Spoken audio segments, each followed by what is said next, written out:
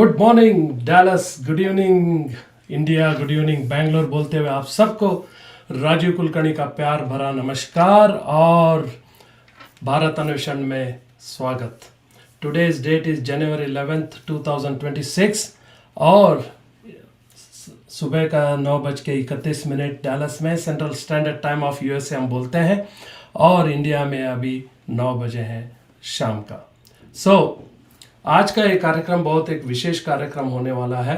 जैसे कि आप जानते हैं कि हम इनके बारे में ऑलरेडी पोस्टर में भी डाला है और यूट्यूब लिंक में भी। तो चलिए आज का ये कार्यक्रम शुरू करते हैं। सबसे पहले तो जैसे कि हम हर इतवार को भगवान को याद करके शुरू करते हैं, आज भी उस परमात्मा को याद करके हम ये कार्यक्रम शुरू कर रहे हैं। आइए।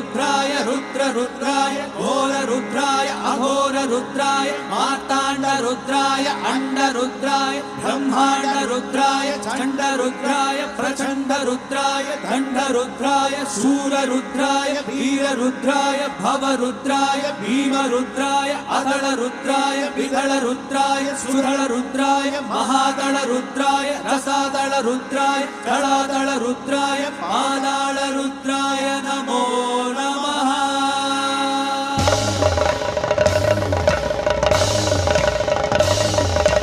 ओम शिवोहम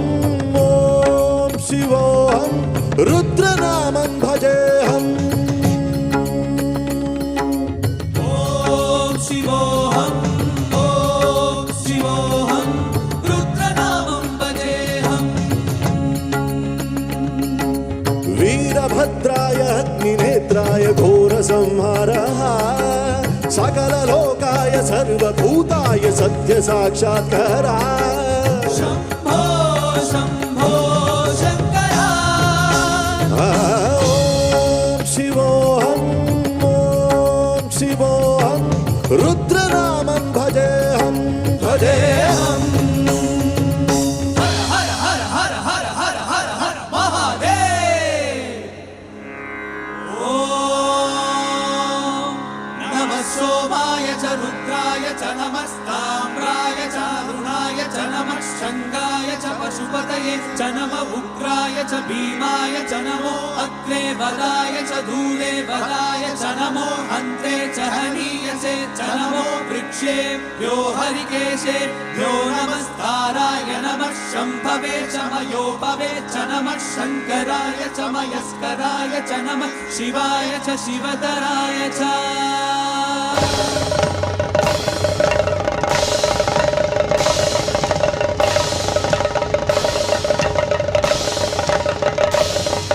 अंड ब्रह्मांड कोटि अखिल परिपालना पूर्णा जगत् कारणा सत्य देव देव प्रिया।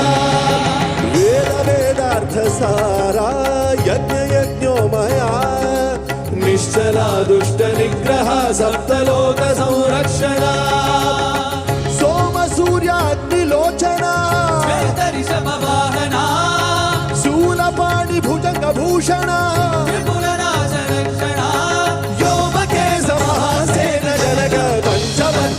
सुहस्त नमः। ओम शिवोहम रुद्रनामं भजेहम। Good morning and welcome to Bharat Anveshan. आपका दोस्त राजीव कुलकर्णी आप सबको स्वागत करते हुए जनवरी 11th 2026, हाँ जी 11 जनवरी 2026 में ऑलरेडी हम लोग कदम रख चुके हैं। चलिए आज का ये कार्यक्रम शुरू करने के पहले आप सबको मैं थैंक यू बोलना चाहता हूँ because you watch this show. अगर डायरेक्ट लाइव नहीं वॉच करते हैं but you watch it at a later stage and that is how the YouTube links work, and that is how YouTube works. Because एक उसमें अच्छी बात यह है YouTube में कि भाई आप कहीं पे भी ये कार्यक्रम देख सकते हैं. You can watch it from anywhere, whether it's a railway station, airport, kitchen, or drawing room, living room, anywhere you are sitting and you can watch it. And the beauty of this is you can watch it at intervals. You don't have to watch it in one stretch. लेकिन ये 1 घंटे का कार्यक्रम हम इसलिए रखते हैं, that way we can talk to the guest in detail so that they can relay the message they want to relay to all the audience out there. तो सबसे पहले आप सबको thank you from bottom of my heart, and the subscription has gone up and it is going up, and thank you all for that help and support that you are giving us.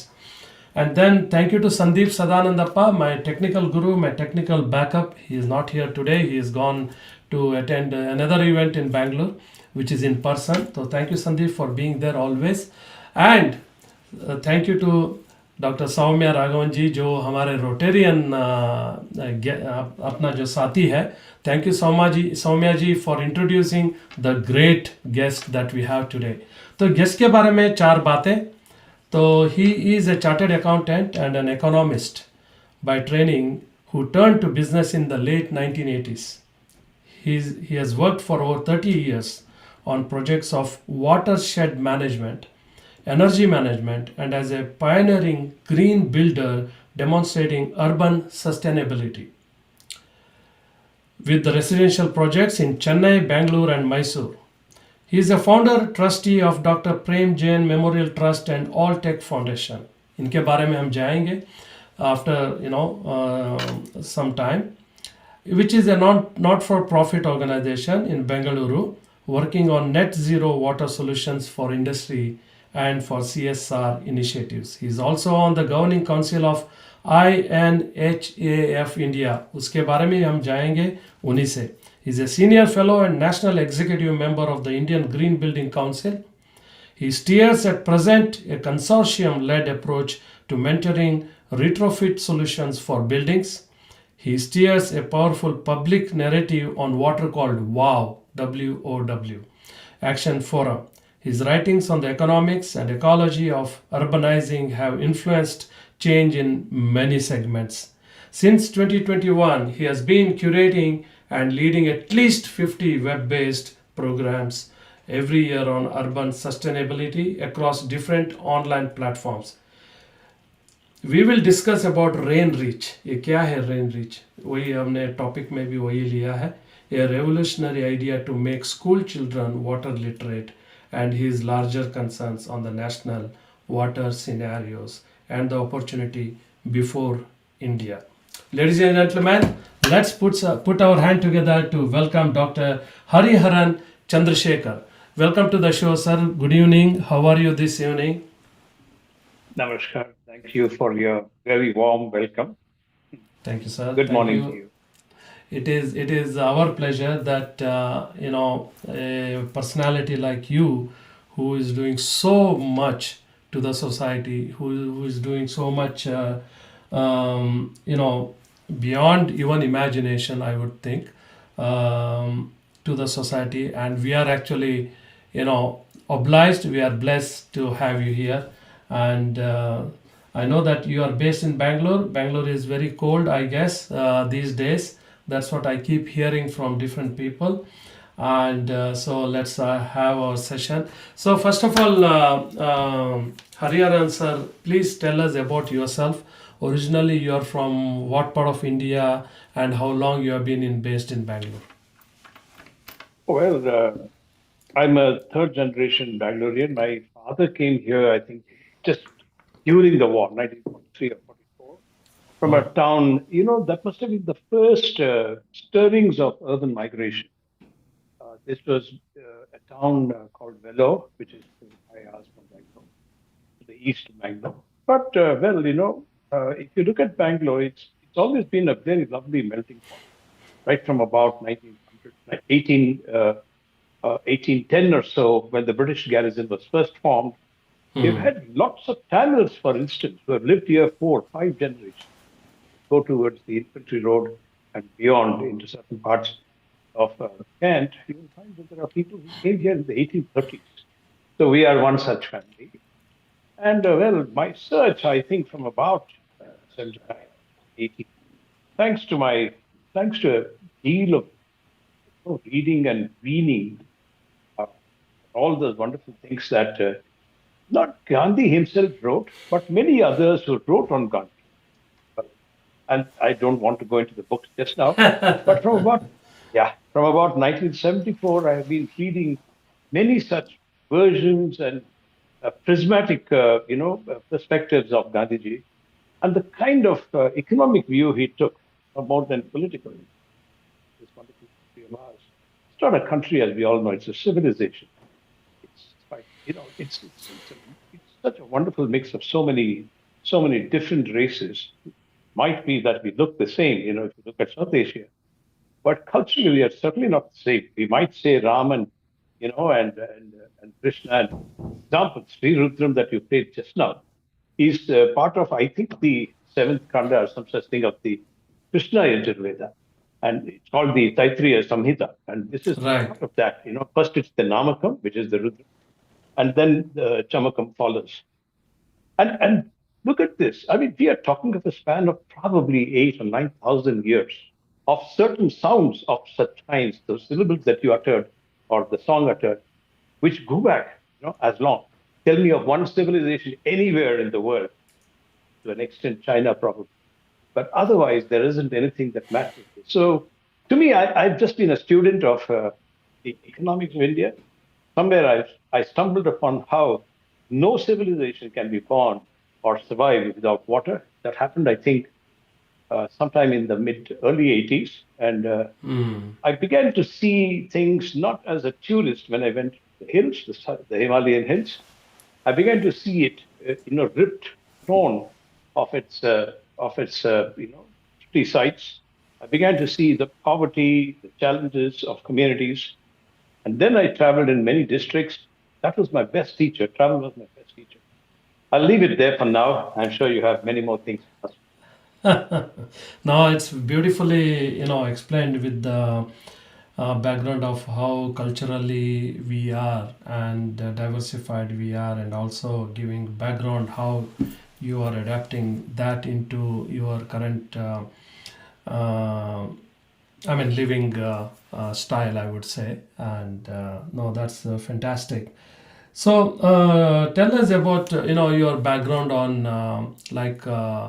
I know that you mentioned you are an economist, economics you did, and then so you pursued the continuity in the PhD level in those angles only, or you migrated As I into said, different? I more than Gandhi, there was another lovely student, disciple of his, came back to India in 19. His name was Joseph Cornelius Kumarappa, J.C. Kumarappa.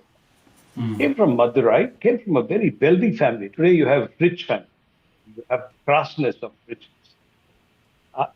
Those were times when we had wealthy families who came with a very deep understanding of what they needed to do for the country or for themselves.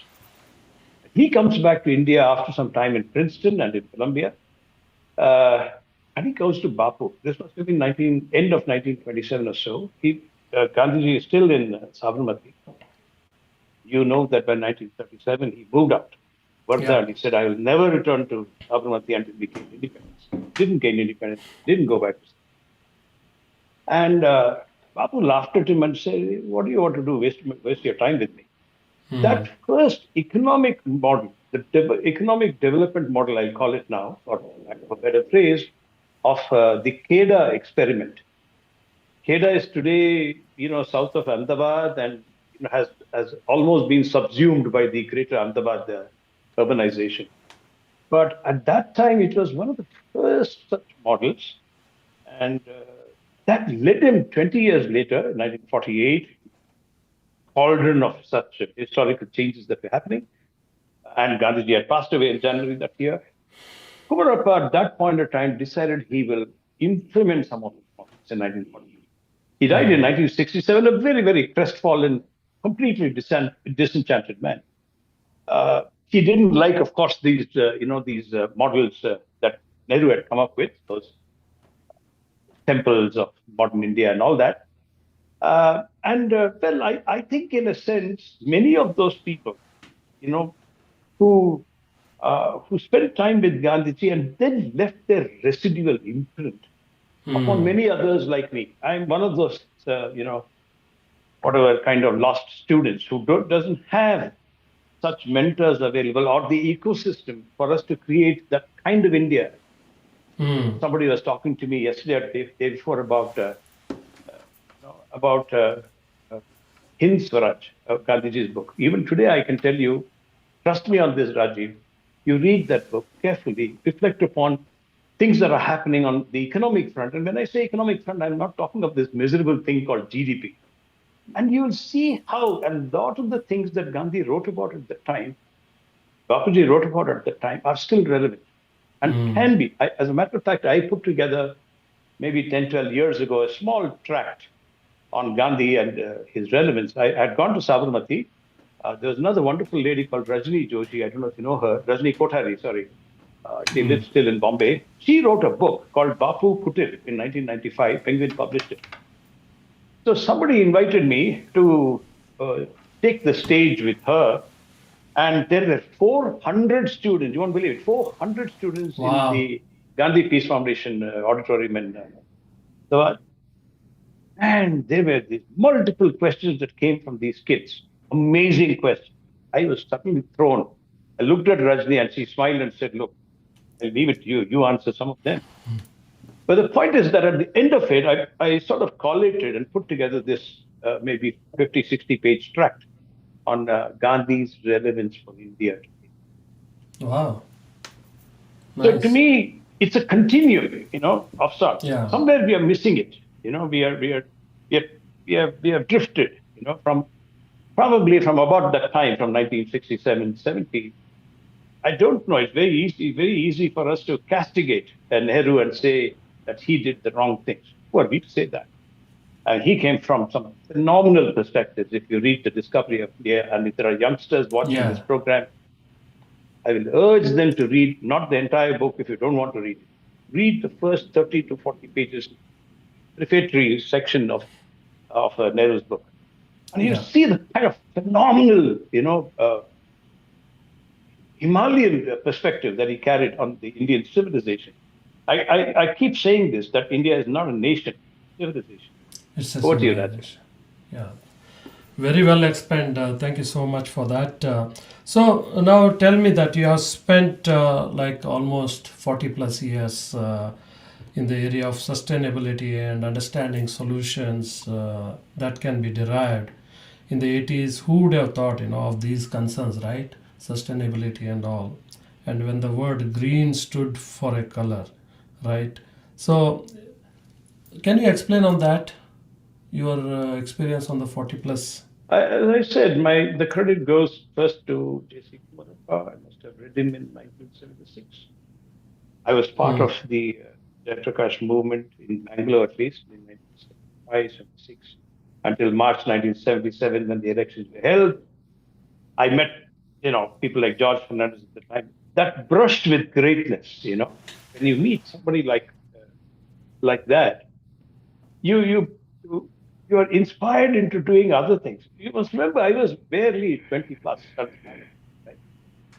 And I was a volunteer. Well, foot soldiers taking the bicycle, going around, giving, little phonographs and such things. And I was very nearly arrested for something that I did at that point in time. But all of us as kids went and did that. Why did we do that? I don't ask me that. But the point is that this is an influence, an abiding influence, an enduring one that came about in the 70s, thanks to my reading first and my meeting some of these people in those years. And then later in the 80s, I think things changed. I was a journalist for a very short while, maybe 5, 6 years. I hated being an accountant. I didn't want to be one. And fortunately for me, I met many, many wonderful people thanks to my stint as a hack writer. By 1986, it was beginning to be clear. There were many others I met. Ashok Khosla from Development Alternatives, Sridhar Ramurthy, a geologist who was a very powerful influence in his own ways. He was also young, couldn't have been more than maybe 5, 6 months older to me, but he had explored a few things definitively. Then there was Professor Nag Chaudhary, the Vice Chancellor of the Delhi University, and a Padma Vibhushan at point of time. That really meant something to have a Padma Vibhushan. Today, everybody is getting that. Lost a lot of its sanctity. So, short answer, it's not one thing. Multiple influences of many people that made me, explore those things. Wow, wonderful. So, in those early years, right, understanding watershed development, how it Yeah. could benefit the Yeah. civilization or the That cultivation, happened quite right? by accident, actually. I was sitting in Bombay, somewhere on Gulabhai Desai Road, near Dalal Street. It was one of those bars, Mogambo Bar, it was called at the time. We Uh-huh. must have been doing a beer or something. There were a couple of other journalists who were with me, and one of them said, "Hey, there is uh, there is a program running in Aurangabad. Do you want to go for that?" I said, "What is it about?" He said, "No, some guy there who is doing something about about water. Maybe you want to go and check it out." I didn't even ask who, why, etc. I just took a name, and the name was Anna Hazare at the time. I Oh, landed. I took an overnight bus, and I landed in first in Aurangabad, then it's a half an hour, 45-minute ride to Ahmednagar, and from there I went to his village. There was somebody. You know what happens in such places is if there is somebody who's been doing some work for some length of time, you go to the tuk-tuki fellow or somebody else and take his name. And sure enough, he will tell you, हाँ साहब उनका यही आसपास में है. And they will correct. take you there sometimes. No money. And so I landed in Ralegaon Siddhi. And my first twist with water, I began to understand what conversations he was having. I was a Subedar in the army. In 1974, he quits, earlier probably. He starts this foundation in Ralegaon, which is his village. He didn't know much. He was not an educated guy, but he had an intuition for connecting with people. See, Gandhi was very different. Gandhi was a very wily man, hugely educated in his own ways, and he knew how to be litigative if he wanted to be because of his years in law. This man was not like that. He just wanted to help his community. And then when I worked with some of his volunteers, तब पता चला कि वैसे if you look at a land, if you look at a village, for instance, and it's not changed since then. And this I'm talking to you is about 1987 or 88. What happens is a village typically, even today, will have about 700 to 750 acres. 10% will be the habitat itself, meaning people where, the village where people live. Will be about 40%, which is cultivated land, which means owned lands. And could be sometimes today, these days, what has happened is lots of encroachment and such, so it's become about 50%. The other 40% will be divided between the panchayat owned lands and the forest owned lands. One विभाग का जो होता है ना, वो अलग से होता है ऐसे. So this is the typical pattern in any village, about 700 acres. But then, for example, if you talked about it in terms of hectares, you divide it by 2.5, you know that will approximately come to some 250 odd hectares. India today has, you must remember this, India has 150 million hectares or 1.5 million square kilometers. How does that compare? China has, for instance, 8.7 million square kilometers. India total has 3.3 million, of which agricultural land, declared agricultural lands across all the states is about 1.5 million square kilometers.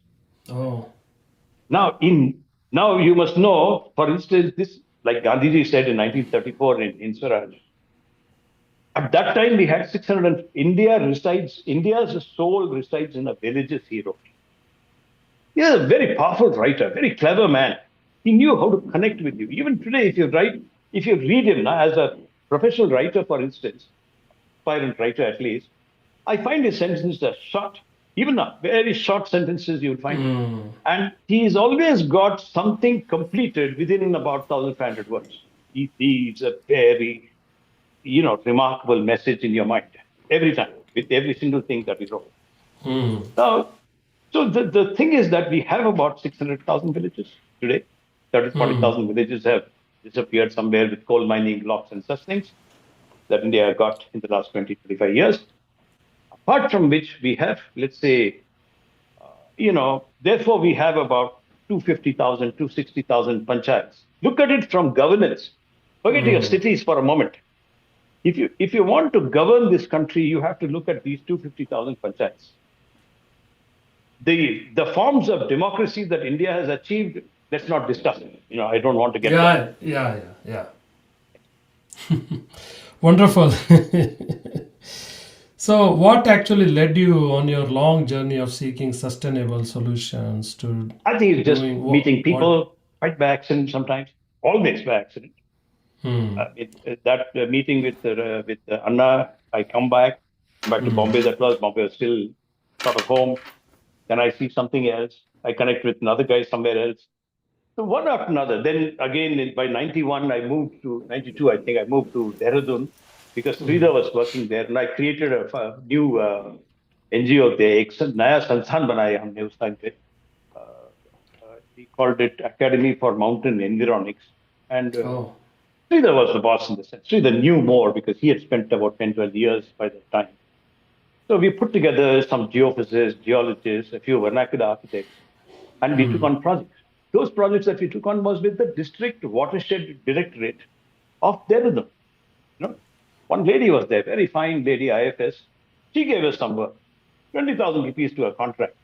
In times when, if you took an engineer, you paid him 3,000 rupees. Incomes were much, much lower in those days. I'm talking 91, 92. Yeah, that's true. The entire economy was $180 million. Today we are talking 4 trillion. The entire economy was $180 million in 1991 when Manmohan Singh gave us economic freedom. He might have had political freedom in 1947, but truly economic independence was got after Manmohan Singh came in. You all know that if people like you are doing what you're doing in India, in Dallas, to everything else, in India globalized, it is thanks to those two Sardars. Yes. I was part of one of their delegation to Europe, actually, from the electronics committee in India. That time I used to live in India. Rajiv, is that many of us forget our history. Whether it's political or economic, it doesn't matter. You ask somebody, hey, who was Jayaprakash Narayan in this Z something generation, whatever they call it, Gen Z, they call it. Yeah. How do you know who Jayaprakash Narayan was? Yeah. So there is you can call it, if you like, a burden of history that we carry. Yeah. Or that they don't all have this yoke of history sitting upon them. And so they are a very different generation. Yeah, they are. Okay, let's take a quick break here and then we'll come back and resume again.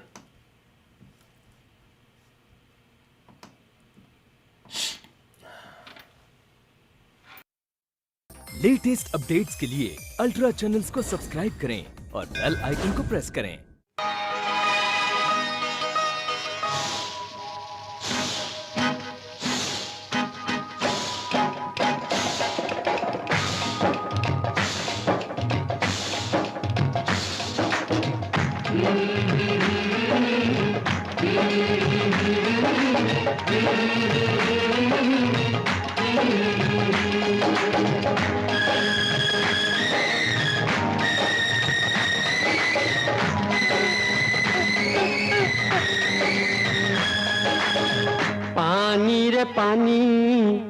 पानी रे पानी तेरा रंग कैसा, पानी रे पानी तेरा रंग कैसा, जिसमें मिला दो लगे उस जैसा, पानी रे पानी तेरा रंग कैसा, जिसमें मिला दो लगे उस जैसा, पानी रे पानी,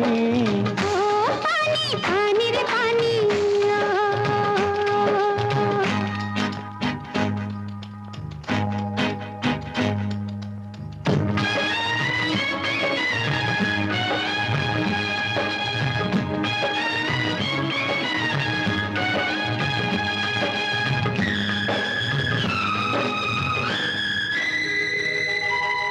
इस दुनिया में जीने वाले ऐसे भी हैं जीते, रूखी सूखी खाते हैं और ठंडा पानी पीते। इस दुनिया में जीने वाले ऐसे भी हैं जीते, रूखी सूखी खाते हैं और ठंडा पानी पीते।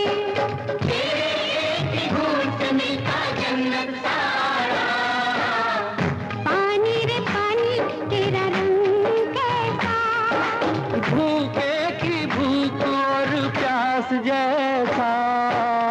पानी रे पानी, ओ पानी पानी रे पानी।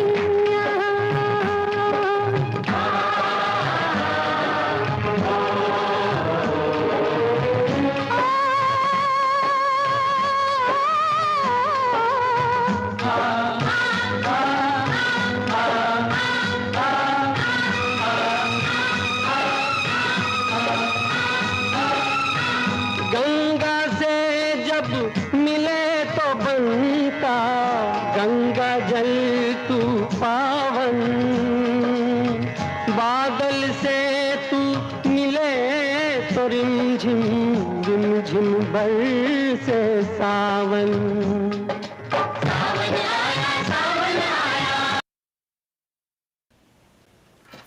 Good morning and welcome back to Bharat Anveshan. आपका दोस्त, आपका होस्ट राजीव कुलकर्णी फिर एक बार आप सबको स्वागत करता हुआ। आज हमारे साथ बने हुए हैं प्रोफेसर या डॉक्टर हरिहरन जी, जो बेंगलोर में बसे हैं, and he has done extensive work on sustainability and also green building. तो चलिए, welcome back to the show sir. After this beautiful song from the movie Sure, and which made actually that particular movie had made a lot of impact on the society because it was always meant to give some messages.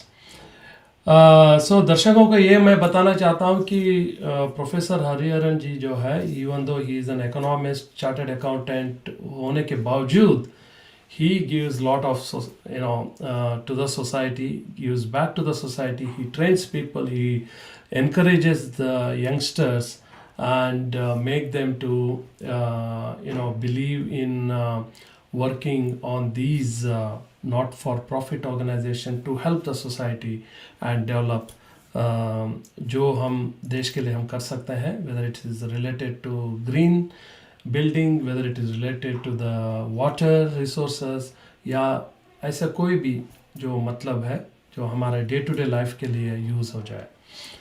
So, sir, as someone who has seen the green building, right, industry for 25 years, what do you actually see India gaining from such ratings of green buildings? All right. Well, in 2000, we did not have a single certified green building. So what's a green building? First, any building which employs certain systems, methodologies, say standards and norms in a way that you are able to reduce your water consumption of that building by about 30%, energy consumption by about 15%, with systems, design approaches that you take for at the time of building the building itself. And then, of course, what you do in terms of materials that you use. How can I, for example, ensure that endogeneity is part of it? No material is bought from any place outside of where my land is. Can you achieve that? A farmer achieves that. If from his own land, he will take something, he will pack the soil, he'll make his home. But you and I can't make that, in the Correct. kind of urban context that we all live in. So to the extent possible. So one of the norms in the green building, structures, constructs, is that you have to pick up any materials which is within, let us say, 500 kilometers. For example, you have all the money and you want to put Italian marble in your house, then, well, it doesn't qualify to be a green building. Green building. You use too much glass, for instance, and you invite heat, not in Bangalore, but in other parts of India, then you are being utterly foolish, because what you can do in Illinois or in Chicago, in a windy city like that, you can't be doing in a city like, say, Chennai, for instance, which has 28, 30 degrees with a humidity range of about 70 to 85. India has today about 15 billion square feet. 15 billion square feet of certified buildings, green buildings. There are about 32 rating systems that we have under something called the Indian Green Building Council.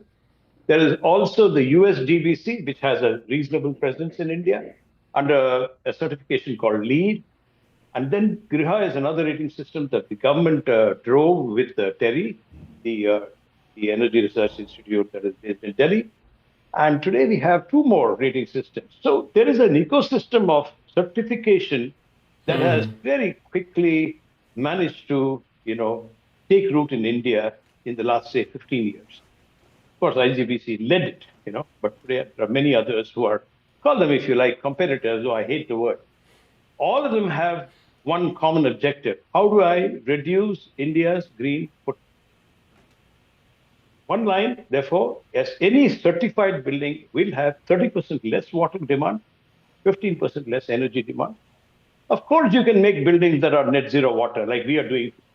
Of course, you can make net zero energy buildings, or net zero waste buildings, or net zero carbon buildings, as India is now seeking to build. The government of India is also reasonably encouraging of such directions from industry. Industry is also making this effort with government. We are all fighting it from ISRE, from Indian Concrete Institute, from CREDAI, from, of course, the IGBC and many other industry bodies like Naredco, for instance. All of these are fighting to see how we can make our buildings more efficient. Wow. Excellent, excellent. So, I read and I about your profile and some details. I found Alltech Foundation. So tell us about Alltech Foundation. Why you founded this institution? What work has it been able to accomplish over the last now 20 plus years of existence? Sure. Well, I know you're concerned with the long-winded responses that you're getting from my questions. I'll try and see if I can keep it brief. This was started in 2004. No. I'm not concerned. You can explain it in detail. Absolutely. No worries. Okay. This was started in 2004, 22 years ago, in May that year. 15 years prior to that, in 1991, I had already started, along with Sridhar, the other one called the Academy for Mountain Development. This had to be started because the Asian Development Bank was willing to give us some work. I was working in Dehradun for a long stretch of time, and we had identified something called a continuous water supply scheme, 24/7 water supply, that we could do in Dehradun's largest slum. It's called Gandhi Gram. And of course, this other wonderful guy, Sridhar, had identified that. And I had gone back to Dehradun and said, look, if we can do this, we will see how ADB will be interested to fund it. We got some $50,000 from them, 9 rupees to a dollar at that point of time. Today it is running at some 95. It's crazy in India.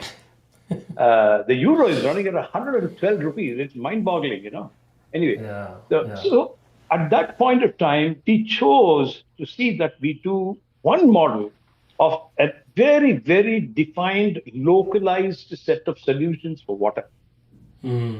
And for that, I needed an NGO or some such thing to be able to take the money. Alltech Foundation was born. We called it alternate technology. It's not like there was any great profound thinking. Yeah. These names happen in, let us say, 1 or 2 days. You are under pressure. There's a deadline for making something or the other happen. Somebody says something and you decide to name it. Now, since then, we have done a few things. We did one very seminal ecotourism village, the first such ecotourism village in the northeast Himalaya. This was done in a small village, a very historic village called Konuma of the Angamis. There are 14 tribes in Nagaland. And this is about 28, 30 kilometers from Kohima, south of it. Fantastic place. I mean, in a place where, you look across, there is a mountain on the other side. And people living on the other side of that mountain will not know the language that the people speak here. And culturally, they will be so very different from people here that, this business of biodiversity of human beings, of fauna, flora, everything, cannot be understood well by anybody in India or in the world unless you go to these parts of the Sub-Himalaya. phenomenal. It's also a cauldron for, for anthropological studies. I mean, people like Verrier Elvin did, in the 1940s and 50s. Many others did. Even today, there are people. There is a person I know, Felix Pagel, who is the great grandson or the great great grandson of Darwin, who sits in India. He has an Indian passport, and he sits somewhere in central India today, but he has worked in those parts also. So this is the kind of diversity we have. How do you capture these things has been one of the challenges that our foundations had. And one thing I always told people is, we will not do documentation. ये पोथे बनाने का काम जो है ना, हम किसी और को देंगे. जो संस्था है, ये NGO, those exist on those lines, we said let them all do that. We will do work which can clearly secure, measurable, very, very tangible kind of outcomes. One of the things that happened to us in about 1920, I think, 2020 or 2021 was, we said to ourselves, let's see how we can bring greater people engagement. And I had been doing it between 2016 and 20, I think, thanks to other people who are listeners here today, like Nikki, Nirvikalpa, and others, who also joined hands with me and said, hey, let's call people and see how we can take some thematic kind of concerns and explore. So we used to have physical meetings in Rotary Club Level Road. I must have had at least 3 or 4 such sessions, since you're also a Rotarian, I'm saying this. Yes. Must have been 2017, 18. The place cost us nothing, some 4 or 5,000 rupees, so we used to take it. Then came, came the World of Water, or the World of the WOW Action Forum. About 2 years down the road, 22 or 23, 22, I think it was, one person called Dr. Rajaram from Chicago joined. Thanks again to another friend called Niranjan from Bangalore. It's like the numbers of people I'm introducing you to, Raji. Yes. How do I do that? Because people did that to me. Raj was listening to one of these things, and somewhere I had started one school only to show people I was getting tired of people not understanding the conceptual frameworks that I was explaining to people. By the way, this is after 23, 24 years of my being a builder and having built about 2.8 million square feet of residential apartments and villas and individual homes and such things, right? Under the banner of a builder company that I used to head 8-9 years ago. I stopped heading that company. I founded it in 1994. I exited from it in 2016 or 17, I think. And I said, no more being a builder, right? And chasing monies. I said, look, I started this to see if I can mainstream sustainability. So Alltech Foundation moved to the second phase of seeing how it can physically demonstrate to people we can do things that are sustainable. Rain Reach was one such idea. There's another, WOW member who says he calls it brain reach. Because for me, it was not simply putting together the inanimate things, some pipes and meters and, some digital stuff and all that. It was not that. For me, it was, you put that, then you tell the kids, hey, this is the story. How do I harvest the sky?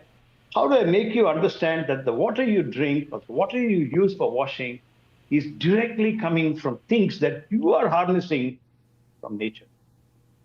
That is, the children have to very subtly be told. It's like, reading Panchatantra. It does not tell you you should do this or you should not do this. It doesn't say that. Aesop's fables don't tell you that.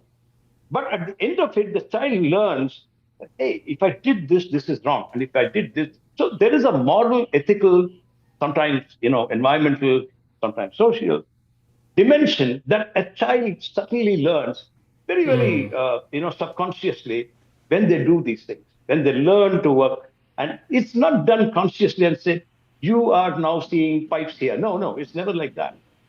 The other thing that happened is intuitively we told ourselves, if you're too young, you won't learn. If you're too old, there is too much silt in your head.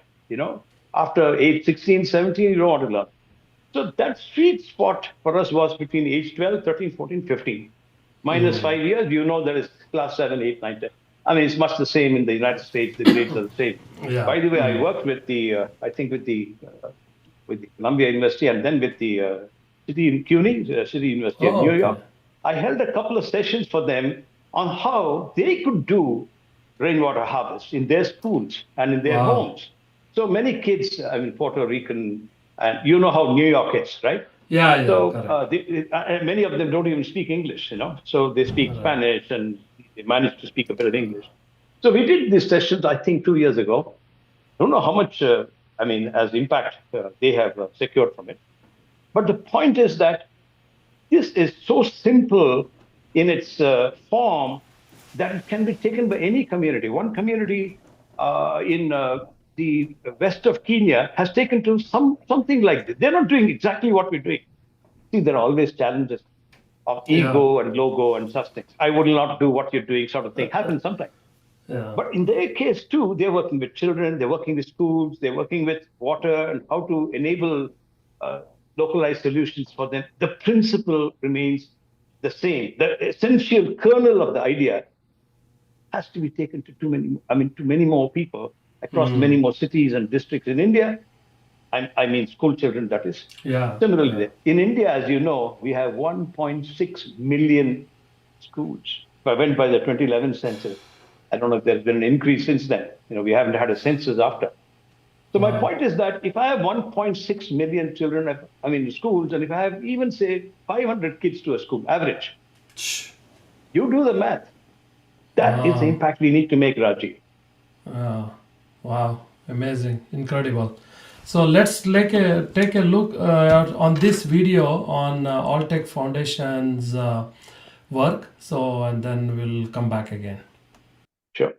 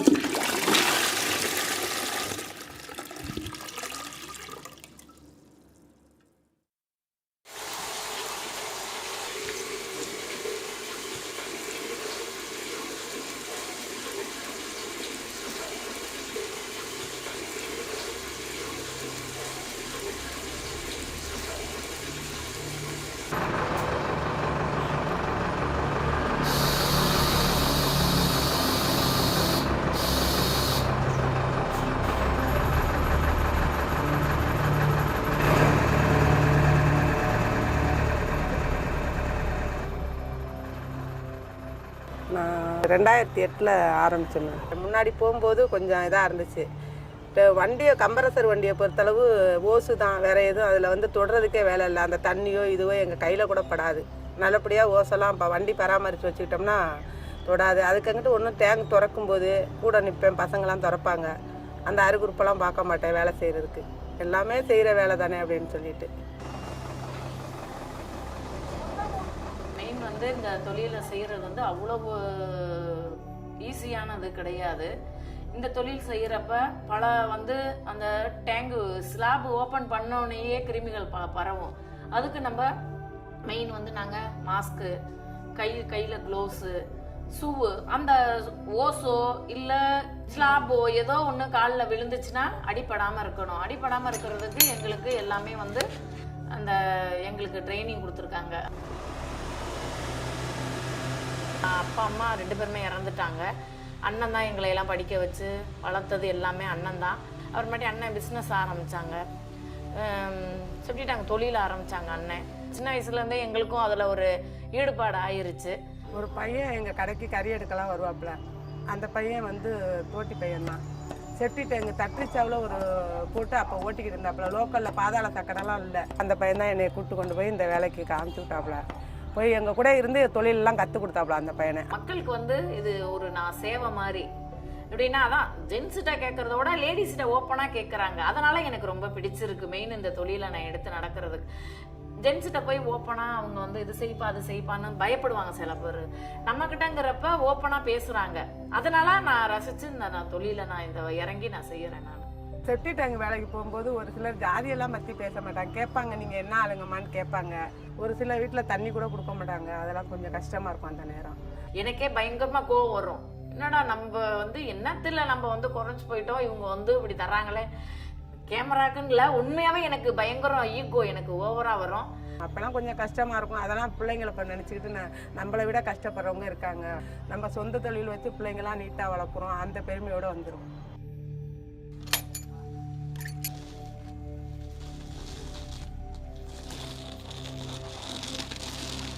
First வந்து இங்கே பார்த்தீங்கன்னா ஒரு 3 வண்டி தான் இருந்தது, 3 company தான் இருந்துச்சு. இப்போ பார்த்தீங்கன்னா எனக்கு தெரிஞ்சு இப்போ இங்கே லோக்கலில் ஒரு 15 ஆயிருச்சு. இன்னும் வெளியில் பார்த்தீங்கன்னா கிட்டத்தட்ட ஒரு 50, 60, 100 கிட்ட தொட்டுருச்சு. இப்போ மாநகராட்சியிலையும் எடுக்க ஆரம்பிச்சிட்டாங்க. அப்படிங்கிறப்ப வண்டியை மாநகராட்சியிலையுமே வந்து பார்த்தீங்கன்னா வண்டி இப்போ 2-3 வண்டி போட ஆரம்பிச்சிட்டாங்க. 4-5 வண்டி ஓடுது. அப்படிங்கிறப்ப வேலைகள் வந்து கொஞ்சம் குறைஞ்சிருச்சு. பாதாள சாக்கடைக்கு இல்லாததுக்கு முன்னாடி வண்டி நல்லா ஓடிக்கிட்டு இருந்துச்சு.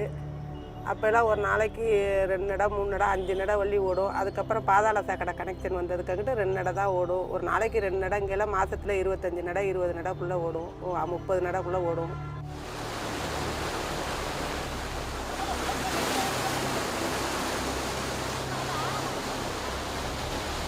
ஒரு வீட்டில் நிறைஞ்சு போகுது. இப்போ ஒருத்தவங்க வந்து டைரெக்டாக சாக்கடை விட்டுருப்பாங்க, நிறைஞ்சு போனால்.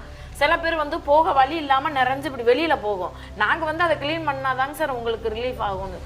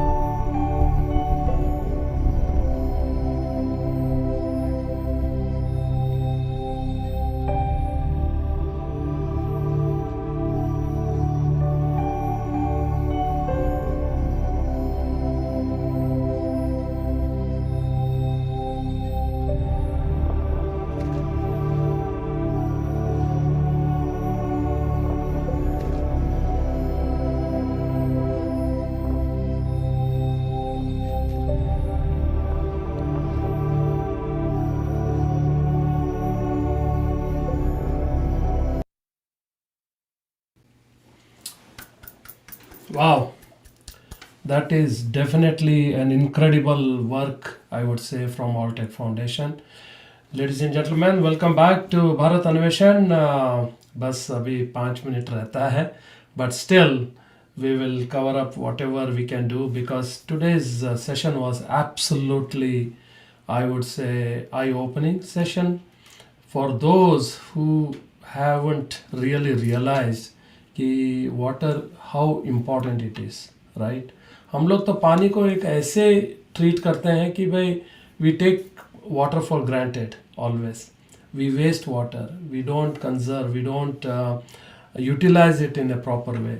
But I think Alltech Foundation, which is founded by Dr. Hariharan, is giving some kind of a great direction in this moment.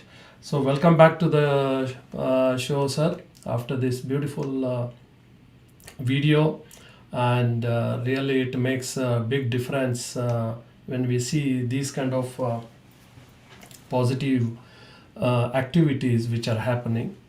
And so I also wanted to know about if you can share your thoughts on this larger set of activities which Alltech Foundation is promoting, like such good work, and which does not have financial return, and because these are all basically not for profit making activities, where you don't, it's not, there is no financial return, but a very high social and ecological return for sure.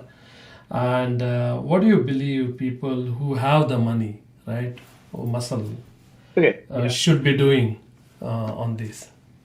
For you as a professional anchor, talking to somebody like me, there is a serious hazard, because you raise a question. I have multiple other things that are kind of streaming into my own mind. Two things that I wanted to say before I respond to your question. Your question is a very good question. We will address that. You showed us that song of the Rashtra Kavi Indrajit Singh, Manoj Kumar's film show, Pani Re Pani. Now, if I go back to even the simple thing that that Gurudev wrote, Tagore wrote in 1911, Vindhya Himachala Yamuna Ganga Uchala Jaladita Ranga. If people understood this line, he's talking of the melody of the waters and of the mountains mingling, Now, where is the water? What happened to that water in India? Why is it that we are this desperate straits today, where our per capita availability of water has come down to an alarming 0.9 million liters by India's own, Government of India's own figures, not mine, right? We are less than 1 million liters per capita per person. China is at 2 million. The United States is at about 18 million or so, right? Canada is at some 28 million liters, because they don't have people, right? The people concentration is Indonesia, after India and China. And then, of course, all these little nations like Bangladesh and a few other things where density per square kilometer is very high. The challenge is this. For us, it's not about environmentalism. That you can leave to the United States and the Americans there. Aldo Leopold, to many others who wrote about it. Rachel Carson, for instance, who wrote in 1964 or 1962, I think, Silent Spring. She was coming from an ecological activism, kind of context. Our own people, Chipko movement, for instance, Bauguna, and many others like that, who are the guardians and the fathers of the Himalayan movement, they were all ecological activists. I am not taking either of those positions, and I'm telling myself that if I want to convince people to make any change in their life as far as water and energy reduction go, it has to be from this one context of money. If I don't come and tell you, if you're an industrialist or somebody else, if I tell you, look, sir, you're spending 1 crore rupees per year on water, I can make it 50 lakhs, you're listening. Your next question is, two questions. One, Are, kaise karoge bhaiya? Second question is, bhai, if you have to do that and if I have to say yes, how much will it cost me? And I tell them, don't worry about each line item of cost. If I have to save you 50 lakhs, think that the approximate cost will be 1.4 to 1.4 crores. That is, you will get your money back in about 2.5 to 3 years. Is that good enough reason for you to do? I asked them. For example, St. Martha's, one large hospital in Bangalore, since you originally belong to the city, has about 330,000 liters, 325 to 330,000 liters, which means multiplied by 360, it will be about 120 million liters. all of which was being bought from the Bangalore Water Supply Board all these years until the last financial year. And how much were they paying? 20 paisa per liter, 2.4 crores. Apart from which they were paying another 50 lakhs or so for treating the wastewater, because that's part of the mandate from the Pollution Control Board, from the Bangalore Water Supply Board. It is the same in every city. This city is no exception. By the way, that film that you showed, although it was made by folks who are belonging to Alltech Foundation, it focused only on the occupation, how it can give you jobs, sanitation, and can give you jobs, etc. What it did not talk about is the seamier, dark side of it. The number of deaths that happen because people go into those manholes. Yes. Right? And there is a chemistry to it. There's a science of water. There are things that we need to talk about. So here, since there is a paucity of time, I will only say this. Essentially, Alltech Foundation in every single activity, barring, the one where we try to see if we can galvanize more people to understand what water is about and what solutions are available, which is the WOW Action Forum. Beyond that, whether it is at range-reach schools or here in these things which we are doing for institutions and for companies and many others like that, at the large water user level, I'm using 100,000 liters per day. Therefore, I'm using 36 million liters in a year. I'm paying 10 paisa per liter. I'm paying 36 lakh rupees. Now, you can be a candidate for me. I can offer you solutions. It's like that, right?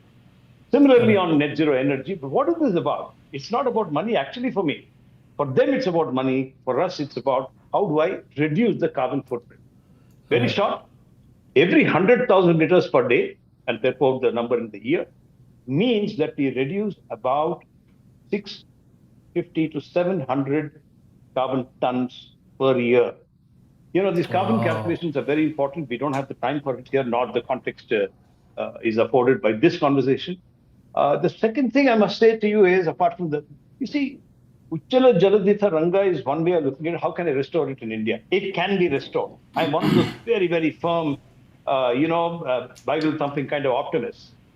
The other is that you must remember that all of this water that we're talking about in the cities is only 8% of water, annual renewable water of India. So you'll say, hey, where is the other 92%? About 12-13% is industrial wastewater, your cement manufacturers, steel, all the core sectors, right? Why? If I have to have electricity from a thermal station for every 1,000 units, that is 1 MWH, I need 30,000 liters of water. Your each mobile, the chip that you have to make for it costs you about 5,000 liters to 8,000 liters.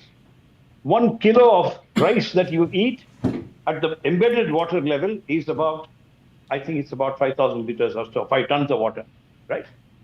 So my point is that everything is about water. Energy is about water. Without water, there is no civilization. Babylonian, Mesopotamian, Egyptian, everything, Incan, Mayan, Indian, the Indus Valley and everything else, right? Yes. So that is why this focus on water. And the second is the focus on shaping minds of these youngsters. In fact, a lot of our people, like Raj, for instance, who's speaking on your show, I think next Sunday. Yeah. Yes. Fantastic man. A lot of people who are listening to this show must listen to him the next time. Very quiet, measured speaker. He is doing some powerful influencing for young minds, meaning engineers and such, beyond this 14, 15 age group. And what is important for us to know is this, Rajiv, that if we all can make every school child, 12, 13, 14, 15, into somebody who is conscious of the fact that she is not going to have water when she is 35 or 40. She is not going to have water without used water becoming the new water. Singapore did that, but Singapore is a small place. China is doing it, quietly is doing it. It's not saying so. We have the capability to take wastewater to make it drinking grade water, Rajiv. The Alltech Foundation's engineers have got it. But we are not able to find acceptance in the marketplace as of now because there is not enough maturity. Oh my God, from my shit pot it's coming and you're going to give it back to me as drinking water. Remember that. You'll forgive me for this. Another 1 or 2 minutes I will need for this. No, please. To me, it's like this. Beyond all this, we have to ask you and I, and in a forum like yours, powerful media forum like yours, we have to ask this question, fundamental source question. How do we make people put public purpose before self? How do we encourage people to prioritize public purpose and not look for a job? How much more salary will I get if I left this job and went somewhere else? How do I make altruism, this is not for me, but for a whole lot of other people? How do we make that a habit in people's minds? How do we highlight shared goals? How do we make stories and narratives that foster volunteering and a sense of gratitude for what we have as natural resources and how we can build upon that? How do we show, that serving others creates meaning? I keep saying forward that I seek, or at least aspire to mentor youngsters. I keep saying this, but I don't do that. I'm a very, very impatient mentor. A lot of people who work with me get fed up with me because of because the lack of patience I sometimes display. But the point is that we need to see how we can put public purpose before self and take that story to many more people. Raj is one wonderful guy. He wrote a book on that. I think he called it The Joy of Giving. You should perhaps ask him to speak about it for your listeners. Yes. The other thing is, how do I, even otherwise, if I'm 18, 20, 25, 30, I'm an engineer, I'm whoever, I've done my, some PhD in some whatever domains. What's the point of it? If I don't know how to find purpose in life, and if I don't know how to start living with intention, I keep telling this once in a while, whenever I get I get an opportunity. I ask people, so what is your purpose? People look at me strangely and say, hey, what is this question? It's not a question I can answer. What is my purpose in life? Discovering your life purpose can bring massive clarity and motivation. You mentioned this in the beginning, that I'm trying to see what I can do to mentor people. And I'm searching myself. I'm as much a student, Rajiv, as I am a learner, as someone who is trying to give whatever little I know. No one wants to feel like their days are passing without growth or fulfillment. Yeah. That's something we need to think about, you and I. I mean, somebody like Absolutely. you who's meeting so many more thinking people. How to persuade Absolutely. people to see joy in giving. Yes, I thought I and would joy mention of this to giving you. what. No, it's a wonderful explanation, and also wonderfully you have put it across so that at least people can watch and people can definitely get some portion of it to support the society. So to all the audience out there and also जो भी दर्शक हमारे ये कार्यक्रम देख रहे हैं, उनको एक ही अपील है, look for Alltech Foundation online and see what support, what help you can do. Because जैसे कि प्रोफेसर हरिहरन ने बताया या डॉक्टर हरिहरन ने बताया कि हम लोग जो है इतना बिजी है आजकल, we are trying to like run after something where we don't have any objective, we don't have any goal, बस भाग रहे हैं. Okay, but if you sit and think for a few minutes, that is where you have to realize that why I am running, what is my object, what is my goal, what is the target, right? मैं society के लिए कुछ कर रहा हूँ या नहीं कर रहा हूँ, कर रही हूँ या नहीं कर रही हूँ. Please think about that, because there is a lot to give back. There is a lot is needed by the needy people. And also, we also, as normal citizens, हमको भी पानी की बहुत ज़रूरत होती है. Just imagine the world without the water. Now we are getting into the era of AI. We are getting into the era of data center. The data center is a huge consumption of water. And जैसे कि मैं Texas में रहता हूँ, Texas is considered as one of the largest investment proposed state in the country, in the United States. But there are, pros and cons. So think about it. Water definitely is And have must. you noticed, Rajit, they Yes, all sir. go and put it up in regions where there is abundance of water. They now Yes. find places around the lakes, around Erie and the other 4 lakes, right? Yes. These are clever people. I don't know what to say of these people, this subspecies of humans, who sit in governments and, plan these elaborate things to destroy what is left of our residual repositories of biodiversity, right? Yes. I don't know what to say of that. And those of you who want to, if I may take the liberty, Yeah, Rajiv, yeah, please, those please, of you please. who want to reach out to me, just write at hariharan@alttech.foundation. I'm sure Rajiv will help you. You can reach out to him too. This is not a story that can end easily. This is a story that will go on for at least the next 50, 60 years if we can beat it. I'd like to believe that unlike J.C. Kumarappa, who died a very disenchanted and disheartened man, that I at least, with whatever is left of the rest of my life, and I don't think I have another maybe more than 10 years, I would like to think that we can do things to transform these simple processes, achieve economic efficiency, definitely achieve ecological compatibility. As users or producers, we have to do it, and we should do everything to beat and overcome these challenges that governments will bring to us. But I don't want to go into the political aspects of these things, but my point is that there will be destruction that will happen from government notifications and government orders and government programs. But don't be disheartened by that. Work to see how you can bring an economic value somewhere, yet bring a powerful ecological narrative. Thank you so much, Rajiv, for Thank having you me very here. much, Professor Hariharan, and thank you all for watching. अगर अभी आज time नहीं मिला तो definitely watch it tomorrow, day after, the day after. तो next week as professor Hariharan ji ने बताया है कि doctor Raja Ram is the speaker we are bringing in, and the title is, as he mentioned, joy of giving, definitely. And उनके साथ हमारी बातचीत रहेगी और उन्होंने क्या किया है अपने जीवन में जो सोसाइटी को और करते आ रहे हैं और अभी भी कर रहे हैं. So we are going to discuss about that. So please हमारे साथ बन के रहिएगा. एंड नेक्स्ट वीक इसी टाइम इसी समय हम और एक एपिसोड के साथ आप सबको भारत अन्वेषण.